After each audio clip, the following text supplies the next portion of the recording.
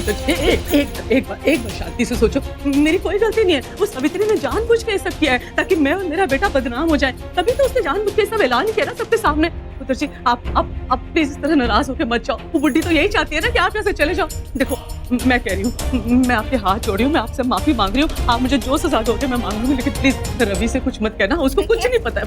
मैं इस वक्त कुछ भी सुनने या बोलने के मूड में नहीं हूँ, इसलिए आप प्लीज यहाँ से चली जाइए और मुझे अकेला छोड़ दीजिए। मेरा गुस्सा इतना बुरा है कि अगर थोड़ा सा भी और बढ़ गया तो फिर मैं आपकी उम्र का भी लिहाज नहीं करूंगी। और हाँ, अपने उस बेटे से भी कह दीजिएगा कि आज के बाद मेरे सामने नहीं आएगा, क्योंकि अगर वो मेरी आंखों के सामने आया तो आज रात को यहाँ जो हुआ है ना, उसका नतीजा उसे भी भुगतना पड़ेगा। Now please just leave me alone. आप मेरी बात तो सुनो एक बार।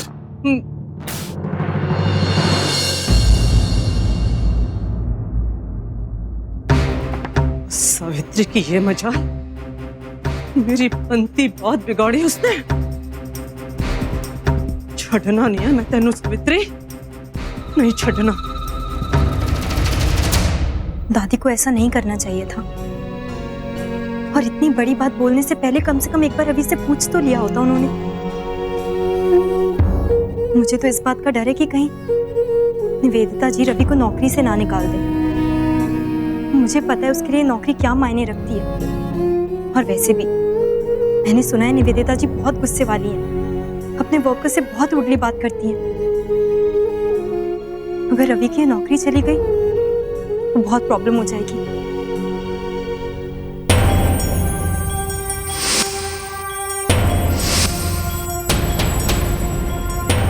क्यों? ये भी तो हो सकता है कि उन दोनों के बीच में कोई रिश्ता हो।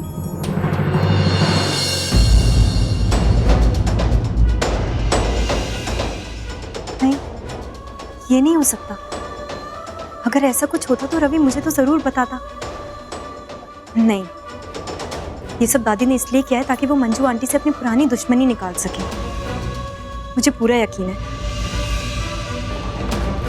पर लाडो, तुम इतने यकीन के साथ कैसे कह सकते हो? ये भी तो हो सकता है कि रवि के मन में उस लड़की को लेके बहुत सारी फीलिंग्स हो, है ना? नहीं चाची, ऐसा हो ही नहीं सकता। मैं जानती हूँ उसे, और उनसे तो अभी कुछ दिन पहले ही मिला है ना। और रवि उस तरीके का लड़का नहीं है कि किसी लड़की के प्यार में इतनी जल्दी पड़ जाए। हाँ मैं जानती हूँ बहुत फ्रेंडली हो जाता है, लेकिन उसका दिल किसी एक का ही होकर रहेगा। और वैसे भी अगर ऐसा कुछ भी होता ना तो सबसे पहले आके वो मुझे बताता, और उसने मुझसे ऐसा कुछ भी नहीं कहा। सही कह रहे हो तो चुटकी। हो सकता है कि उसके मन में भी कोई लड़की है, लेकिन वो किसी से शेयर नहीं करना चाहता हो, है ना? मतलब? छोड़ना मतलब का। मुझे तो इस बात की फिर फिक्र होने लग गई। तेरी दादी ने फिर से कोई पंगा खड़ा कर दिया। देखो ना, बच्ची कुछ इज्जत भी खत्म हो गई। कौन आएगा हमारी इज्जत बचाने के लिए? ये कोई तरीका होता है लड़ाई झगड़ा करने का? हाँ चाची, और इसीलिए तो मैं भी इतना परेशान हूँ। और ऊपर से रवि भी यहाँ नहीं है, पता नहीं कहाँ चला गया है। अगर रवि यहाँ होता ना तो सब कुछ सुलझा देता। और मंजू आंटी, उनको मैं अच्छे से जानती हूँ, वो चोट खाकर चुप रहने वालों में से है ही नहीं। दादी से बदला लेने के लिए अब वो जरूर कुछ करेंगे और ये झगड़ा बढ़ता ही जाएगा। हे अम्बे माँ, दादी ने ऐसा बोला ही क्यों? वही ब्याह में ना जरूर आना है और सच को साथ में लेके आना, नहीं तो मैंने बात नहीं करनी है तुम्हारे साथ। हाँ सावित्री, इधर क्या हो गया मंजू? हिम्मत कैसे हुई मुझसे बिना पूछे इतना बड़ा ऐलान करने की? और तुझे पता है मुझे कितना शर्मिंदा होना पड़ा इसकी वजह से? हाँ चुटकी, तू सही कह रही है। वो कुछ करने ही जा रही है।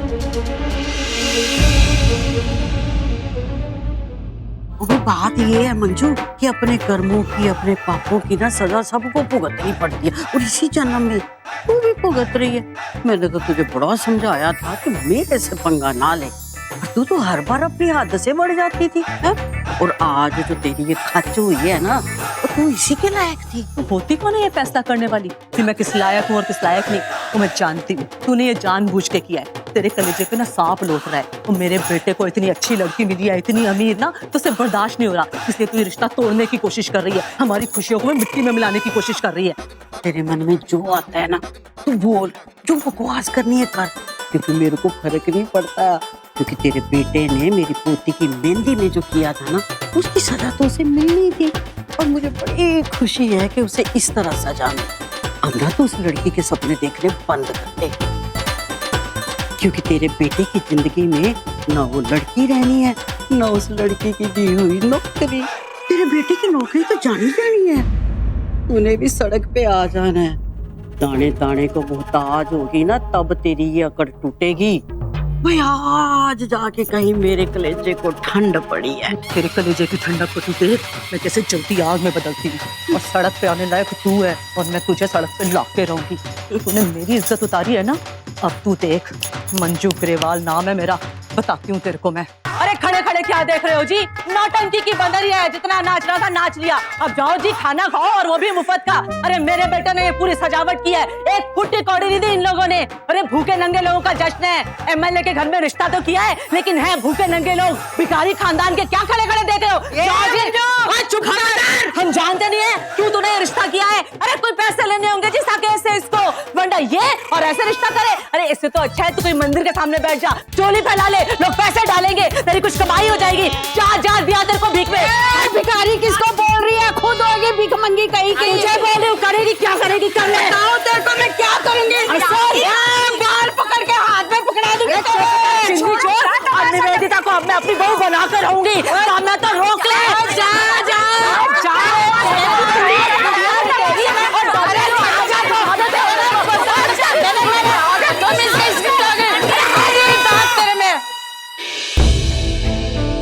तुमने अभी अभी जो भी कहा, क्या वो सच है?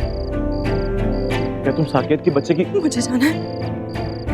देखो मेरी बात सुनो, वो धोखा दे रहा है तुमको, तुम्हारे साथ खेल रहा है। तुम समझ क्यों नहीं उसकी चाल को? वो तुम्हें बेवकूफ बना, तुम बेवकूफ बन रही हो। अगर आज तुम सबके सामने सच बोल देती तो देविका उसके चंगुल से बच जाती और तुम्हारी जिंदगी भी सेफ हो जाती और उसे मजबूरन तो शादी करनी पड़ती। लेकिन नहीं, तुमने झूठ बोलकर उसे बचा लिया। तुम चाहती क्या हो अनन्या? क्यों अपने हाथों से खुद अपनी जिंदगी बर्बाद कर रही हो और अपने साथ साथ दो और जिंदगियां तुम खराब कर रही हो, एक देविका की और एक अपने होने वाले बच्चे की। क्यों कर रही हो तुम ऐसा? क्यों? प्लीज मेरी बात को समझो अनन्या। एक तो मैं चाहता हूं कि मेरे दोस्त की जिंदगी बचे, दूसरा तुम्हारे और तुम्हारे होने वाले बच्चे की जिंदगी को बचाने के लिए मैं तुम्हारी हेल्प करने के लिए तैयार हूं। लेकिन जो तुम कर रहे हो तुम्हें उससे कुछ हासिल नहीं होगा। प्लीज अनन्या, अभी भी वक्त है, सोच लो एक बार प्लीज। मैं तुम्हारी कोई मदद नहीं कर सकती।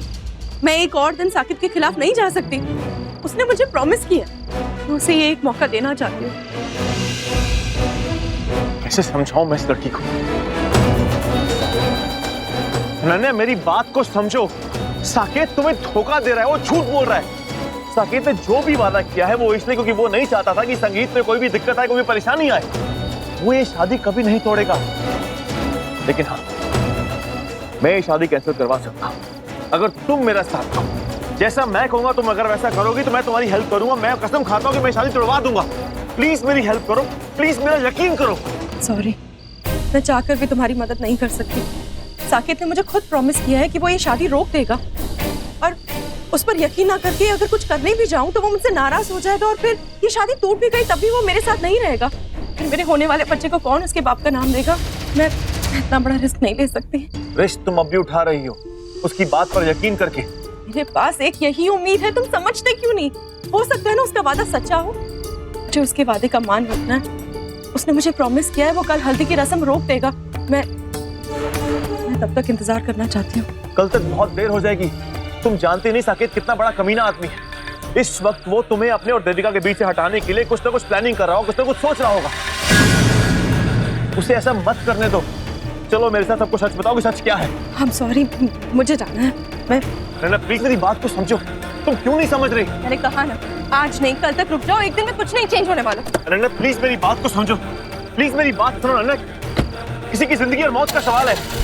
प्लीज नैना मेरी बात समझो। नैना प्लीज मेरी।